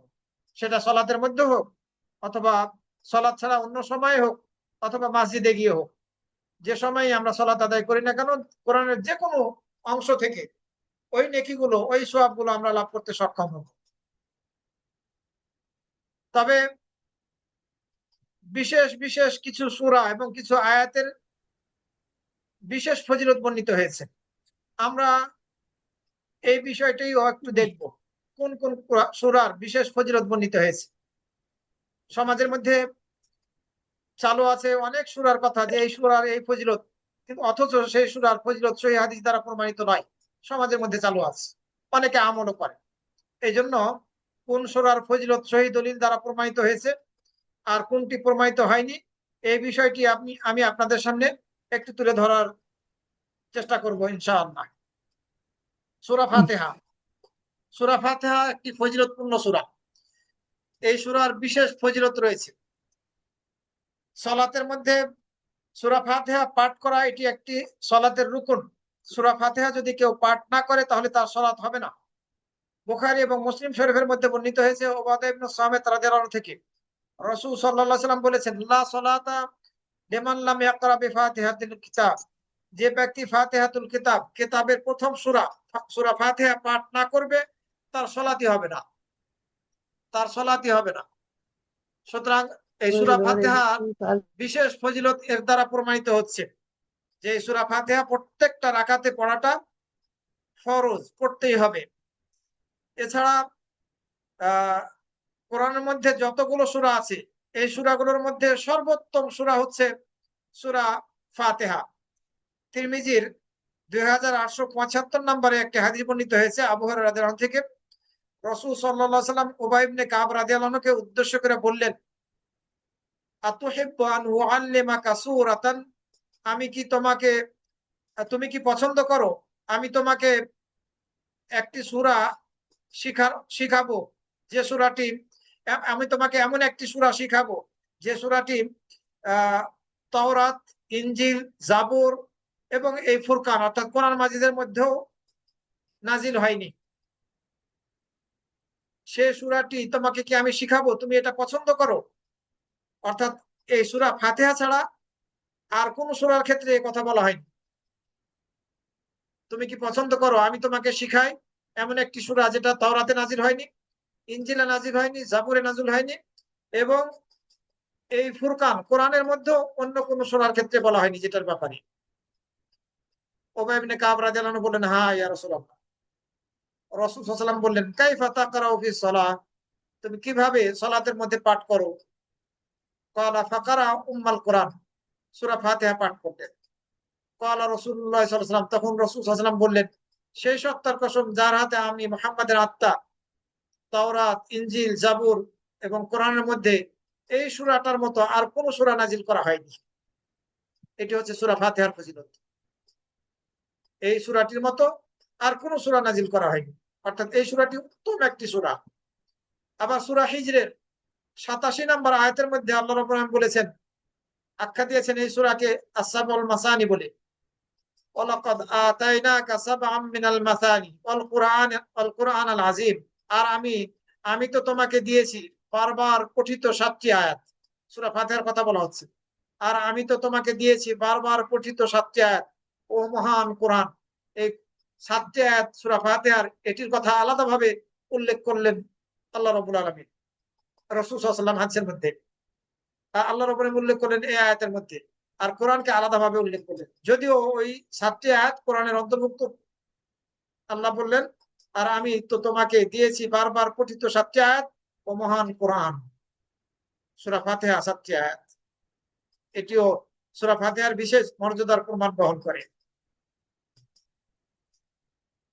আবি সাঈদ ইবনুল মুআল্লা রাদিয়াল্লাহু আনহু থেকে অন্য একটি হাদিসের মধ্যে বর্ণিত হয়েছে, বুখারী শরীফের 4474 নম্বর হাদিস। রাসূল সাল্লাল্লাহু আলাইহি ওয়াসাল্লাম তাকে উদ্দেশ্য করে বললেন, লা উআল্লিমান্নাকা সূরাতান হিয়া আযামুস সুওয়ারি ফিল কুরআন। আমি তোমাকে একটি সূরা শিখাবো, সেই সূরাটি কোরআনের সবচেয়ে মর্যাদা সম্পন্ন সূরা। লা উআল্লিমান্নাকা সূরাতান হিয়া আযামুস সুওয়ারি ফিল কুরআন। কোরআনের মধ্যে সূরাগুলোর সবচেয়ে শ্রেষ্ঠ সূরা যে সূরাটি, সেটি আমি তোমাকে শিখাবো হে আবু সাঈদ আল মুআল্লা। রাসূল সাল্লাল্লাহু আলাইহি ওয়াসাল্লাম তাকে এই কথা বললেন, ক্বাবলা আন তাখরুজা মিনাল মসজিদ, মসজিদ থেকে তোমার বের হওয়ার পূর্বেই তোমাকে শিখাবো সেটি। সুম্মা আখাযা বিয়াদি, আবু সাঈদ আল মুআল্লা রাদিয়াল্লাহু আনহু বললেন যে আমার হাত তিনি ধরলেন। ফালাম্মা আরাদা আন ইয়াখরুজা, তিনি যখন বের হতে চাইলেন, আমি তাকে বললাম, হে আল্লাহর রাসূল, আপনি কি আমাকে বলেননি যে একটি সূরা আমাকে শেখাবেন, যেটি কোরআনের সূরাগুলোর মধ্যে সর্বশ্রেষ্ঠ সূরা? তখন রাসূল সাল্লাল্লাহু আলাইহি ওয়াসাল্লাম বললেন, আলহামদুলিল্লাহি রাব্বিল আলামিন হিয়া সাবউল মাসানি, বারবার পাঠ করা হয় 7টি আয়াত এই সূরাটি। ওয়াল কুরআনুল আযীম আল্লাযী উতীতুহু, এবং কোরআনে আযীম যেটি আমাকে দেওয়া হয়েছে। এটি সর্বশ্রেষ্ঠ সূরা আখ্যা দেওয়া হয়েছে বুখারী শরীফের হাদিস। রাসূল সাল্লাল্লাহু আলাইহি ওয়াসাল্লাম আখ্যা দিয়েছেন। আবু হুরায়রা রাদিয়াল্লাহু আনহু থেকে অন্য হাদিসের মধ্যে বর্ণিত হয়েছে, নবী সাল্লাল্লাহু আলাইহি ওয়াসাল্লাম বলেছেন, মান সাল্লা সালাতান, যে ব্যক্তি সালাত আদায় করলো, সেই সালাতের মধ্যে সূরা ফাতিহা পড়লো না, মূল কোরআন সূরা ফাতিহা পড়লো না, তার সালাত অসম্পূর্ণ অসম্পূর্ণ অসম্পূর্ণ। 3বার বললেন, পূর্ণ হলো না তার সালাত, সূরা ফাতিহা যে পড়লো না। ফাকির আলী আবি হুরায়রা, আবু হুরায়রা রাদিয়াল্লাহু আনহুকে উদ্দেশ্য করে বলা হলো, ইন্না নাকুনা ওয়ারা আল ইমাম, আমরা ইমামের পিছনে থাকি, তখন কি করব? আবু হুরায়রা রাদিয়াল্লাহু আনহু বললেন, ইকরা বিহা ফি নাফসিকা, তুমি তোমার তখন মনে মনে পড়বে, তোমার ঠোঁট নড়বে, জিভ নড়বে, এভাবে পড়বে। কেননা আমি রাসূল সাল্লাল্লাহু আলাইহি ওয়াসাল্লামকে বলতে শুনেছি যে আল্লাহ রাব্বুল আলামিন বলেছেন, কাসসামতু সালাতা বাইনি ওয়া বাইনা আবদি নিসফাইন ওয়া লি আবদি মা সাআলা। আমি সালাতকে আমার মাঝে এবং আমার বান্দার মাঝে 2 ভাগে বিভক্ত করেছি। আমার বান্দার জন্য তাই রয়েছে যে সে যা চাবে। এরপরে সূরা ফাতিহাকে ভাগ করার বিষয়টি এসেছে। সুতরাং প্রত্যেককেই সূরা ফাতিহা পড়তে হবে। মুসলিম শরীফের মধ্যেও, মুসলিম শরীফের 764 নম্বর হাদিস। এই এই হাদিসটিও প্রমাণ করে সূরা ফাতিহার বিশেষ মর্যাদা, বিশেষ ফজিলতে। আব্দুল্লাহ ইবনে আব্বাস রাদিয়াল্লাহু আনহু থেকে বর্ণিত হয়েছে অন্য একটি হাদিসের মধ্যে, তিনি বলেন, আমরা নবী সাল্লাল্লাহু আলাইহি ওয়াসাল্লামের নিকটে বসেছিলাম। তো বাইনামা জিবরিল, না, আমরা আব্দুল্লাহ ইবনে আব্বাস রাদিয়াল্লাহু আনহু থেকে বর্ণিত হয়েছে, তিনি বলেন, জিবরিল আলাইহিস সালাম নবী সাল্লাল্লাহু আলাইহি ওয়াসাল্লামের নিকটে বসেছিলেন। এ সময়ে নবী সাল্লাল্লাহু আলাইহি ওয়াসাল্লাম কড়কড় আওয়াজ শুনলেন, উপর থেকে, আসমানের দিক থেকে কড়কড় আওয়াজ শুনলেন। তিনি তার মাথা উঠালেন, বললেন, হাদা বাবুন মিনাস সামা। জিবরিল আলাইহিস সালাম তার মাথা উঠালেন যে হাদা বাবুন মিনাস সামা ফুতিহা লিয়াউম, এটি আসমানের একটি দরজা, আজকেই খোলা হয়েছে। লাম ইফতাহ কাত্তু ইল্লা লিয়াউম, এর আগে কখনো খোলা হয়নি। ফানাজালা মিনহু মালাকুন, সেই দরজা দিয়ে একজন ফেরেশতা অবতরণ করলো। ফাকালা হাযা মালাকুন নাযালা ইলা আরদ। জিবরাইল আলাইহিস সালাম বললেন, এই ফেরেশতা জমিনে নেমে এসেছে, সে কখনো কোনোদিন আর জমিনে নেমে আসেনি। সালাম দিল সেই ফেরেশতা, এরপরে বলল, আবশির বিনূরাইনি উতিতাহুমা, আপনি সুসংবাদ গ্রহণ করুন হে আল্লাহর রাসূল, দুটি নূরের দ্বারা, যে দুটি নূর আপনাকে দান করা হয়েছে, কোন নবীকে আপনার পূর্বে দেওয়া হয়নি। এই দুটি নূরের সুসংবাদ আপনি গ্রহণ করুন। একটি হচ্ছে ফাতিহাতুল কিতাব, সূরা ফাতিহা, আর দ্বিতীয়টি হচ্ছে সূরা বাকারার শেষ দুই আয়াত। সূরা বাকারার শেষ দুই আয়াত মুসলিম শরীফের হাদিস। সূরা ফাতিহার এই ফজিলত বিশেষ ফজিলত প্রমাণিত হচ্ছে, আবার সূরা বাকারার শেষ দুই আয়াতের বিশেষ ফজিলত প্রমাণিত হচ্ছে। নূর আখ্যা দেওয়া হয়েছে এই দুটিকে। সূরা ফাতিহা হচ্ছে সূরাতুর রুকিয়া, ঝাড়ফুঁকের সূরা। আমরা কয়েকটা ঘটনা এ মর্মে বলতে পারি।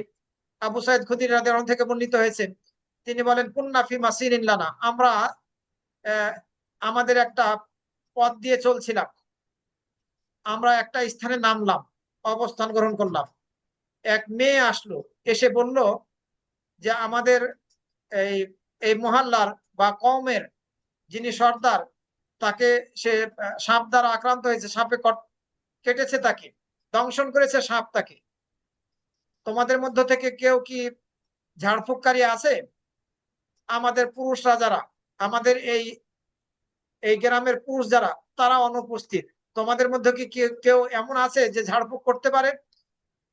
এই সাহাবীদের দলে এসে সে মহিলাটা, সে মেয়েটা বলল, ফাকামা মাহু রাজুলুন, সাহাবীদের মধ্য থেকে এক ব্যক্তি সে তার সাথে উঠে গেল।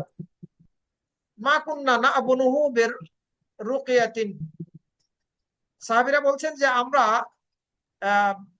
জানতাম না যে সে রুকিয়া সম্পর্কে কিছু জানে, আমাদের এটা জানা ছিল যে সে কিছু জানে না।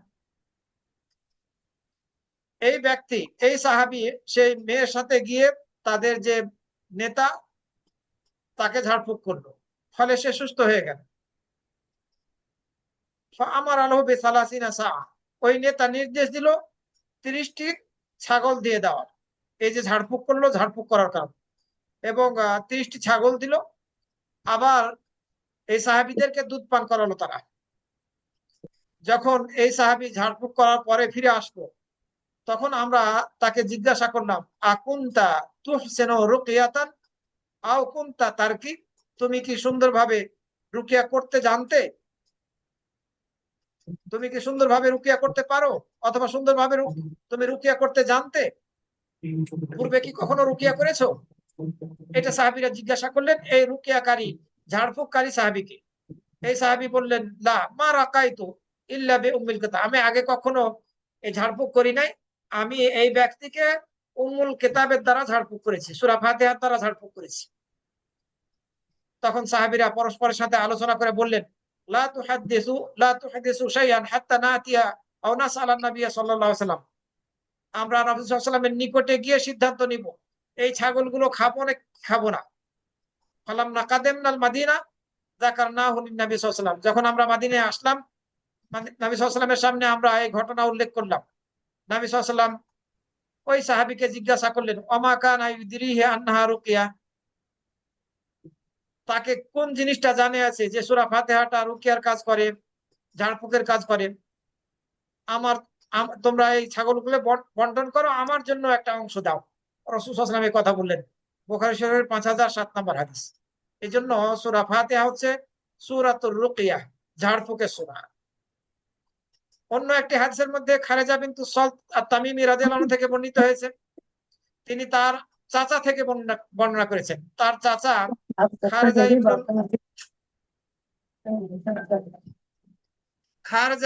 খারেজা ইবনে সালত রাদিয়াল্লাহু আনহু তার চাচা থেকে বর্ণনা করেছেন, তার চাচা রাসূল সাল্লাল্লাহু আলাইহি ওয়াসাল্লামের নিকটে এসে ইসলাম গ্রহণ করলো। এরপরে সে তার ফিরে গেল, তার বংশের নিকটে ফিরে গেল। যখন তার বংশের নিকটে গেল, ফামাররা আলা কওমিন ইনদাহুম রাজুলুন মাজনুনুন মুসাকুন, সে যখন ফিরে যাচ্ছিল তখন একটি সম্প্রদায়কে অতিক্রম করছিল, বংশের কথা বলা হয়নি এখানে, সে যখন ইসলাম গ্রহণ করে ফিরে যাচ্ছিল তখন একটি কমকে অতিক্রম করছিল, যাদের নিকটে এক এক ব্যক্তিকে লোহা দিয়ে বেঁধে রাখা হয়েছিল, সে পাগল হয়ে গিয়েছিল। এক ব্যক্তিকে এই সম্প্রদায়ের নিকটে লোহা দিয়ে আটকে রাখা হয়েছিল, কারণ সে পাগল। এ কারণে ফাকাল আহলু, এই পাগল ব্যক্তির পরিবারের পক্ষ থেকে বলা হলো, ইন্না হুদ্দিসনা, আমাদের সামনে বর্ণনা করা হয়েছে যে আন্না সাহিবাকুম হাদি, তোমাদের এই সঙ্গী যা বিখাইরিন, কল্যাণকর কিছু নিয়ে এসেছে, অর্থাৎ ইসলাম গ্রহণ করেছে। ইসলাম গ্রহণ করার পরে নবী মুহাম্মদ সাল্লাল্লাহু আলাইহি ওয়াসাল্লামের নিকট থেকে কল্যাণকর কিছু নিয়ে এসেছে, আমরা এটা শুনেছি, আমাদের কাছে এই সংবাদ এসেছে। সুতরাং আহ তোমার কাছে কি কিছু আছে যেটার দ্বারা এই পাগল ব্যক্তির চিকিৎসা করতে পারবে? প্রশ্ন করলো এই নব নব মুসলিম সাহাবীকে। তখন খারেজা ইবনে সলতের চাচা উনি বললেন যে ফারাকাইতুহু বিফাতিহাতিল কিতাব, আমি এই পাগল ব্যক্তিকে সূরা ফাতিহা পাঠ করার দ্বারা ঝাড়ফুঁক করলাম, সুস্থ হয়ে গেল। এর ফলে আমাকে 100টি ছাগল দিল তারা। আমি রাসূল সাল্লাল্লাহু আলাইহি ওয়াসাল্লামের নিকটে আসলাম, এসে এই সংবাদ দিলাম। রাসূল সাল্লাল্লাহু আলাইহি ওয়াসাল্লাম বললেন, হাল ইল্লা হাদা, তুমি এটাই, শুধুমাত্র এটাই করেছো? অথবা বললো হাল কুলতা গায়রা হাদা, এটা ছাড়া কি আর কোনো কিছু বলেছিলে ঝাড়ফুঁক করার সময়? সাহাবী বললেন, না, আর কোনো কিছু বলি নাই, শুধুমাত্র সূরা ফাতিহাই পড়েছি। রাসূল সাল্লাল্লাহু আলাইহি ওয়াসাল্লাম বললেন, আমার জীবনের শপথ, কিছু লোক তো বাতিল মন্ত্র দ্বারা উপার্জন করে খায়, আর তুমি উপার্জন করেছো সত্য মন্ত্র দ্বারা। কিছু লোক আছে যারা বাতিল মন্ত্র দ্বারা উপার্জন করে খায়, আর তুমি উপার্জন করেছো সত্য মন্ত্র দ্বারা। এ কথা বললেন। এই যে কোরআনের দ্বারা ঝাড়ফুঁক করে, সূরা ফাতিহার দ্বারা ঝাড়ফুঁক করে 100টি ছাগল লাভ করলো, তবে চুক্তি ভিত্তিক নয়, দিয়েছে তারা খুশি হয়ে, পাগলকে সুস্থ করে দিতে সক্ষম হওয়ার কারণে সূরা ফাতিহার দ্বারা। আবু দাউদের 3896 নম্বর হাদিস। এটি হচ্ছে সূরাতুর রুকিয়া। এই যে রাসূল সাল্লাল্লাহু আলাইহি ওয়াসাল্লাম শপথ করলেন, আমার জীবনের শপথ, তা আল্লাহর নাম ছাড়া অন্য কারো নামে তো কোনো কেউ, আল্লাহ ছাড়া কেউ শপথ করতে পারে না। রাসূল সাল্লাল্লাহু আলাইহি ওয়াসাল্লাম তো শপথ করলেন। এর ব্যাখ্যায় আলেম ওলামারা বলেছেন, এটি রাসূল সাল্লাল্লাহু আলাইহি ওয়াসাল্লামের জন্য খাস ছিল, এটি খাস ব্যাপার ছিল। আর আল্লাহ রাব্বুল আলামিন সূরা আল হিজরের 72 নম্বর আয়াতের মধ্যে নবী সাল্লাল্লাহু আলাইহি ওয়াসাল্লামের জীবনের কসম করেছেন, লাআমরুকা ইন্নাহুম লাফি সাকরাতিহিম ইয়ামাহুন, তোমার জীবনের কসম, রাসূল সাল্লাল্লাহু আলাইহি ওয়াসাল্লামের জীবনের কসম করেছেন আল্লাহ রাব্বুল আলামিন। এই জন্য রাসূল সাল্লাল্লাহু আলাইহি ওয়াসাল্লাম তার জীবনের কসম করেছিলেন। অথবা এটি রাসূল সাল্লাল্লাহু আলাইহি ওয়াসাল্লামের জন্য খাস ছিল, অন্য কেউ নিজের জীবনের কসম করতে পারবে না। সূরা বাকারা এবং আল ইমরান, সূরা বাকারা এবং আল ইমরানের বিশেষ ফজিলত বর্ণিত হয়েছে। নওয়াস ইবনে সামান রাদিয়াল্লাহু আনহু থেকে বর্ণিত হয়েছে, তিনি বলেন রাসূল সাল্লাল্লাহু আলাইহি ওয়াসাল্লামকে আমি বলতে শুনেছি, ইউতা ইয়াউমাল কিয়ামাতি বিল কুরআন ওয়া আহলিহি আল্লাযিনা কানু ইয়ামালুনা বিহি ফিদ দুনিয়া তাকদুমুহু সূরাতুল বাকারা ওয়া আলু ইমরান তুহাজ্জানি আন সাহিবিহিমা। কোরআন এবং কোরআন ও ইহজগতে তার উপর আমলকারীদেরকে কিয়ামত দিবসে উপস্থাপন করা হবে, নিয়ে আসা হবে। কোরআন এবং এই পৃথিবীতে কোরআনের উপর আমলকারীদেরকে বিচারের দিন মহান আল্লাহ রাব্বুল আলামিনের সামনে পেশ করা হবে, নিয়ে আসা হবে। যখন কোরআন এবং কোরআন তেলাওয়াতকারীদেরকে আল্লাহ রাব্বুল আলামিনের সামনে নিয়ে আসা হবে, তখন সূরা বাকারা এবং সূরা আলে ইমরান তার আগে আগে থাকবে, কোরআনের আগে আগে থাকবে। ওই কোরআন কোরআন পাঠকারী এবং আমলকারীর আগে আগে থাকবে, এবং তাদের পাঠকারীদের সপক্ষে প্রভুর সঙ্গে, আল্লাহর সঙ্গে বাদানুবাদে লিপ্ত হবে। সূরা বাকারা এবং সূরা আল ইমরান বাদানুবাদে বলে, আল্লাহ এ আমাকে পাঠ করেছে, আমাদের দুইজনকে পাঠ করেছে, তাকে জান্নাত দেওয়া হোক। এই সূরা বাকারা এবং সূরা আল ইমরান পাঠকারীর জন্য এই বিশেষ ফজিলত, এই দুই সূরার ফজিলত প্রমাণিত হচ্ছে।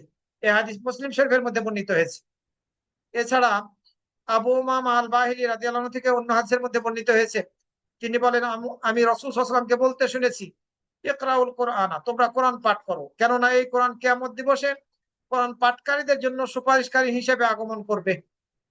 এরপরে রাসূল সাল্লাল্লাহু আলাইহি ওয়াসাল্লাম বললেন, ইকরাউ যাহরাওয়াইন, সূরা বাকারা এবং সূরা আলে ইমরান তোমরা পাঠ করো। সূরা বাকারা এবং সূরা আলে ইমরান পাঠ করো, কেননা এই দুটি সূরা কিয়ামত দিবসে দুটি মেঘের মতো হয়ে আসবে এবং কোরআন পাঠকারীর উপরে ছায়া করবে, অথবা দুটি পাখির দল হয়ে আসবে। এই কোরআন সূরা বাকারা এবং সূরা আলে ইমরান পাঠকারীর উপরে দুটি পাখির দল হয়ে আসবে। এরা এই দুই সূরাকে পাঠকারীদের পক্ষে আল্লাহ রাব্বুল আলামিনের সামনে ঝগড়া করবে, অর্থাৎ আবেদন জানাবে, জোরালো আবেদন জানাবে যে আল্লাহ তুমি এই দুইজনকে জান্নাত দাও। সূরা বাকারা এবং সূরা আলে ইমরানের বিশেষ ফজিলত। এরপরে রাসূল সাল্লাল্লাহু আলাইহি ওয়াসাল্লাম বললেন ইকরাউ সূরাতাল বাকারা, বিশেষভাবে আলাদাভাবে আবার সূরা বাকারার ফজিলতের কথা বলা হচ্ছে, তোমরা সূরা বাকারা পাঠ করো। ফাইন্না আখদাহা বারাকা, কেননা সূরা বাকারাকে গ্রহণ করাটা এটি বরকতের। সূরা বাকারা বরকতের সূরা। সূরা বাকারা যারা বেশি বেশি করে পাঠ করবে তাদেরকে ইনশাআল্লাহ আল্লাহ রাব্বুল আলামিন বরকত দান করবেন, রিজিক বৃদ্ধি করবেন। ওয়া তারকাহা হাসরা, আর সূরা বাকারাকে ত্যাগ করাটা হচ্ছে আফসোসের কারণ। ওয়ালা তাস্তাতিউহাল বাতালা, জাদুকররা সূরা বাকারার বিপক্ষে কোনো কিছু করতে পারবে না, জাদুকরদের জাদু বৃথা যাবে সূরা বাকারার বিপক্ষে। সুতরাং তোমরা সূরা বাকারা পাঠ করো। রাসূল সাল্লাল্লাহু আলাইহি ওয়াসাল্লাম হাদিসের মধ্যে বলেছেন, মুসলিম শরীফের 1759 নম্বর হাদিস, সূরা বাকারা এবং আলে ইমরান এই দুটি মেঘের মতো এসে হয়ে কিয়ামত দিবসে পাঠকারীর জন্য ছায়া দান করবে। খুব বড় ফজিলত, বিশুদ্ধ হাদিস। আবু হুরায়রা রাদিয়াল্লাহু থেকে অন্য হাদিসের মধ্যে বর্ণিত হয়েছে, রাসূল সাল্লাল্লাহু আলাইহি ওয়াসাল্লাম বলেছেন, লা তাজআলু বুয়ুতাকুম মাকাবিরা, তোমরা তোমাদের ঘরগুলোকে কবরস্থান বানিয়ে ফেলো না। ইন্না শাইতানা ইয়ানফিরু মিনাল বাইতিল্লাযী তুকরাউ ফীহি সূরাতুল বাকারা, কেননা শয়তান সেই বাড়ি থেকে ভেগে যায় যে বাড়িতে সূরা বাকারা পাঠ করা হয়। শয়তানকে বিতাড়িত করার সূরা বাকারা। আবার বিশেষভাবে আয়াতুল কুরসির ফজিলত বর্ণিত হয়েছে, যদি কেউ বিছানা যখন গ্রহণ করবে রাতের বেলা ঘুমাতে গিয়ে সূরা আয়াতুল কুরসি যদি কেউ পাঠ করে, যেটি সূরা বাকারার মধ্যে একটি আয়াত, 255 নম্বর আয়াত, যদি এই সূরা বাকারার আয়াতুল কুরসি পাঠ করে, এই আয়াতটি পাঠ করে ঘুমায়, তাহলে পারে আল্লাহ রাব্বুল আলামিনের পক্ষ থেকে তার জন্য একজন হেফাজতকারী নিয়োজিত করা হবে, শয়তান তার নিকটবর্তী হতে পারবে না সকাল পর্যন্ত। বিশেষ ফজিলত আয়াতুল কুরসি। এছাড়া আয়াতুল কুরসির আরো একটা বিশেষ ফজিলত বর্ণিত হয়েছে, রাসূল সাল্লাল্লাহু আলাইহি ওয়াসাল্লাম বলেছেন, যে ব্যক্তি প্রত্যেকটা ফরজ সালাতের পরক্ষণে আয়াতুল কুরসি পাঠ করবে তাকে জান্নাতে যেতে বাধা দিবে শুধুমাত্র মৃত্যুটাই তাকে বাধা দিচ্ছে জান্নাতে যেতে। তো আমরা সূরা বাকারার 255 নম্বর আয়াত আয়াতুল কুরসি পাঠ করলে এই ফজিলত লাভ করতে পারবো। সূরা বাকারার শেষ দুই আয়াতেরও বিশেষ ফজিলত বর্ণিত হয়েছে। বুখারী শরীফ এবং মুসলিম শরীফের মধ্যে বর্ণিত হয়েছে আব্দুল্লাহ ইবনে আবু মাসউদ আল আনসারী রাদিয়াল্লাহু আনহু থেকে, তিনি বলেন, নবী সাল্লাল্লাহু আলাইহি ওয়াসাল্লাম বলেছেন, মান ক্বারা বিআয়াতাইন মিন আখির সূরাতিল বাকারা ফি লাইলাতিন কাফাতাহু, যে ব্যক্তি সূরা বাকারার শেষ দুই আয়াত রাতের বেলা পাঠ করবে তার জন্য এই দুটি আয়াতই যথেষ্ট হয়ে যাবে শয়তান থেকে সুরক্ষিত থাকার জন্য, সকল প্রকার খারাপি থেকে বেঁচে থাকার জন্য এই দুটি আয়াতই যথেষ্ট হয়ে যাবে। আল্লাহর বিশেষ মেহেরবানি। সম্মানিত ভাই বোনেরা, সূরা আলে ইমরানের শেষ 10 আয়াত, সূরা আলে ইমরানের শেষ 10 আয়াতের বিশেষ কোনো ফজিলত বর্ণিত হয়নি, বিশেষ কোনো ফজিলত বর্ণিত হয়নি কোনো সহিহ হাদিস দ্বারা। তবে রাসূল সাল্লাল্লাহু আলাইহি ওয়াসাল্লাম যখন রাতে ঘুম থেকে জাগ্রত হতেন তখন তিনি তার মুখ মুছতেন, মুখ মাসা করতেন, ঘুমকে দূর করার জন্য হাত দিয়ে মুখটাকে মাসা করতেন, তখন এই সূরা আলে ইমরানের শেষ 10 আয়াত পাঠ করতেন, এই অবস্থায় পাঠ করতেন। কিন্তু এর ফজিলত মর্মে কোন সহিহ হাদিস বর্ণিত হয়নি। এই পাঠ করা ছাড়া, এটি সুন্নাতি একটা আমল, এছাড়া বিশেষ কোন ফজিলত সহিহ দলিল দ্বারা প্রমাণিত হয়নি। সূরা কাহাফের ফজিলত বর্ণিত হয়েছে, সূরা কাহাফ যদি কেউ পাঠ করে তাহলে পারে এটি তার জন্য কিয়ামত দিবসে সে যেখানে অবস্থান করবে সেখান থেকে মক্কা পর্যন্ত আলোকিত হয়ে যাবে, নূরে নূরান্বিত হয়ে যাবে। আর সূরা বাকারার প্রথম 10 আয়াত যে ব্যক্তি পাঠ করবে নিয়মিত, দাজ্জাল যদি বের হয়ে যায় তাহলেও দাজ্জাল তাকে তার ফিতনার মধ্যে ফেলতে পারবে না। এটি সূরা কাহাফের ফজিলত। আরো বর্ণিত হয়েছে যে ব্যক্তি জুমার দিনে সূরা কাহাফ পাঠ করবে এই তার এই জুম্মা থেকে 2 জুমার মাঝের সময়টা তার জন্য আলোকিত হয়ে যাবে। এটি বিশেষ ফজিলত। আবার অন্য হাদিসের মধ্যে বলা হয়েছে জুমার দিনে যে ব্যক্তি সূরা কাহাফ পাঠ করবে আল্লাহ রাব্বুল আমিন তার মাঝে আর বাইতুল্লাহর মাঝটাকে এই মাঝের স্থানটাকে আলোকিত করে দিবে কিয়ামত দিবসে। সূরা মুলকের বিশেষ ফজিলত বর্ণিত হয়েছে। সূরা মুলক 30 আয়াত বিশিষ্ট একটি সূরা। আর রাসূল সাল্লাল্লাহু আলাইহি ওয়াসাল্লাম বলেছেন কোরআন মাজিদের মধ্যে একটি সূরা রয়েছে যেটি 30 আয়াত বিশিষ্ট। এই 30 আয়াত বিশিষ্ট সূরাটি কোনো এক ব্যক্তির জন্য সুপারিশ করেছিল, এমনকি তাকে ক্ষমা করে দেওয়া হয়েছে। সে সূরাটি হচ্ছে তাবারাকাল্লাযী বিয়াদিল মুলক, বিশেষ ফজিলত। এই সূরা না পড়ে রাসূল ঘুমাতেন না। এছাড়া সূরা সাজদা না পড়ে ঘুমাতেন না। আরো কয়েকটি সূরা পড়ে রাসূল সাল্লাল্লাহু আলাইহি ওয়াসাল্লাম ঘুমাতেন। সূরা মুলককে কবরের আযাব থেকে বাধা প্রদানকারী সূরা বলা হয়েছে। অন্য হাদিসের মধ্যে বলা হয়েছে রাসূল সাল্লাল্লাহু আলাইহি ওয়াসাল্লাম বলেছেন সূরাতু তাবারাক হিয়াল মানিআতু মিন আযাবিল কবর। তাবারাকাল্লাযী বিয়াদিহিল মুলক এই সূরাটি কবরের আযাব থেকে বাধা প্রদানকারী সূরা।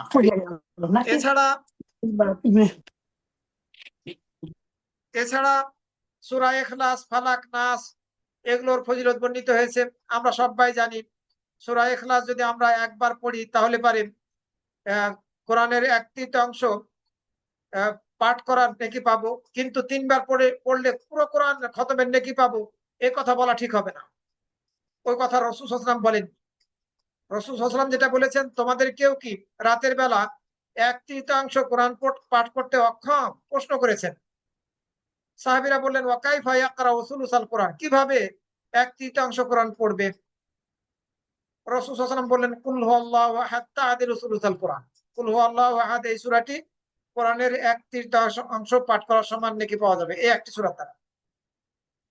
এছাড়া কেউ যদি এই সূরাটি সূরা ইখলাস যদি 10 বার পাঠ করে তাহলে তার জন্য আল্লাহ রাব্বুল আমিন জান্নাতের মধ্যে একটি ঘর তৈরি করে দিবেন। শেখ আলবানী রাহমাতুল্লাহ আলাইহি এই হাদিসকে সহিহ আখ্যা দিয়েছেন। 10 বার যদি যে কোনো সময়ে, দিন রাতের যে কোনো সময়ে 10 বার যদি কেউ পাঠ করে তাহলে জান্নাতের মধ্যে একটি বিশেষ ঘর তার জন্য আল্লাহ রাব্বুল আমিন তৈরি করে দিবেন। এছাড়া সূরা কাফিরুনের বিশেষ ফজিলত বর্ণিত হয়েছে।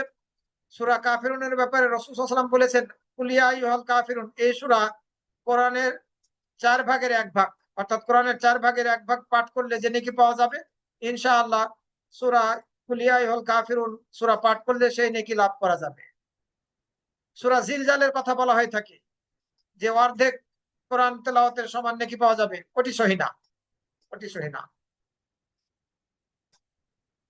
সূরা ফালাক এবং নাস এর দ্বারা আমরা ঝাড়ফুঁক করতে পারি, আল্লাহর নিকটে আশ্রয় প্রার্থনা করতে পারি। এই 2 সূরার দ্বারা জিন থেকে বাঁচার জন্য, কুদৃষ্টি থেকে বাঁচার জন্য এ মর্মে হাদিস বর্ণিত হয়েছে।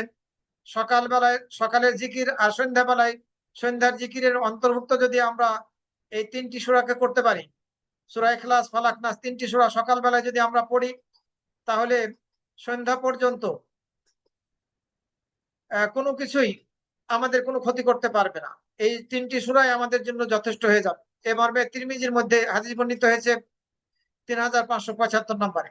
আবার সন্ধ্যার সময় যদি আপনি পড়েন তাহলে এই 3টি সূরাই যথেষ্ট হয়ে যাবে প্রত্যেকটা জিনিস থেকে বেঁচে থাকার জন্য, অনিষ্টকর প্রত্যেকটা বস্তু থেকে বেঁচে থাকার জন্য এই 3টি সূরা যথেষ্ট হয়ে যাবে। সকালের জিকিরের অন্তর্ভুক্ত 3বার করে পড়বো আমরা এটি, আর সন্ধ্যায় বিকালের জিকির হিসাবে প্রত্যেকটা সালাতের পরে একবার করে আমরা পড়বো, সেটা তো আছেই। প্রত্যেকটা সালাতের পরে একবার করে পড়তে হবে। এবং রাতের বেলা যখন আমরা ঘুমাতে যাব, এই ঘুমানোর সময় আমরা 3বার করে পড়বো। প্রত্যেকবারই হাতে ফু দিয়ে আমরা এই মুখের সামনের দিক থেকে শরীরের সামনের যতটুকু অংশ সম্ভব মাসা করব, যেটি আমরা জানি। রাতে ঘুমাতে যাওয়ার সময় যদি আমরা আয়াতুল কুরসি পড়ে ঘুমাই তাহলে সেটিও ফজিলতের আগেও আমরা আলোচনা করেছি। সে সময় রাতের ঘুমের সময়ের একটি বিশেষ আমল সেটি। সূরা ইয়াসিনের বিশেষ ফজিলত বর্ণনা করা হয়ে থাকে। সূরা ইয়াসিনের ফজিলত সম্পর্কে একটিও সহিহ হাদিস বর্ণিত হয়নি, বেশিরভাগই বানোয়াট, জাল হাদিস। কোরআনের অন্তর বলা হয়েছে নাকি বানোয়াট হাদিস, মোটেই ঠিক না। সূরা ইয়াসিনের ফজিলত সম্পর্কে বানোয়াট হাদিস বর্ণিত হয়েছে, বানোয়াট হাদিসের সংখ্যায় বেশি। কিছু হাদিস আছে খুবই দুর্বল, আর দুই একটা হয়তো বা দুর্বল পাওয়া যাবে। এই জন্য সূরা ইয়াসিনের বিশেষ কোনো ফজিলত নেই। আপনি পড়তে পারেন, কিন্তু ওই বিশেষ ফজিলত লাভের উদ্দেশ্যে সূরা ইয়াসিন পড়তে পারবেন না। কারণ সূরা ইয়াসিনের ফজিলত মর্মে যত হাদিস বর্ণিত হয়েছে একটিও সহিহ নয়। সূরা ওয়াকিয়া পাঠ করলে নাকি আল্লাহ রাব্বুল আলামিন রিজিক বৃদ্ধি করেন, রিজিক দেন, এটি সহিহ দলিল দ্বারা প্রমাণিত নয়, এটা সহিহ নয়। সূরা হাসরের শেষ 3 অংশের ফজিলতের ব্যাপারে আপনারা অনেক সময় প্রশ্ন করেছেন, সহিহ নয়।